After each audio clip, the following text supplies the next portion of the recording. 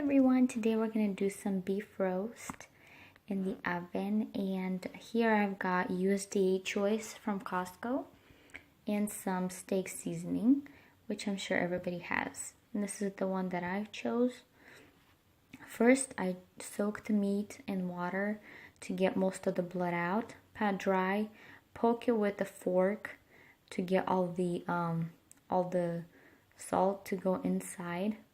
I place it on a thick foil, and then once that, we're gonna rub in the salt, the steak seasoning.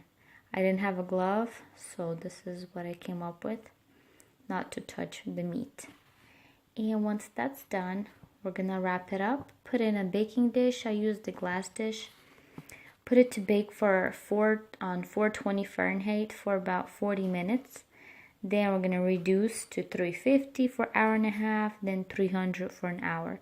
And I'll have this written all in on my website. You can click on the link below the video and you'll get all the info. So here it has finished cooking, and as you can see, it's smelling so good. Just leave it covered for a few minutes, that way you don't want to cut into it right away and get all the juice out. So that's how we roll with the beef roast. You do want to choose USDA as it tastes a lot better. I hope you guys enjoy watching this video. Give me a thumbs up, subscribe, and I'll see you guys next time. Yum.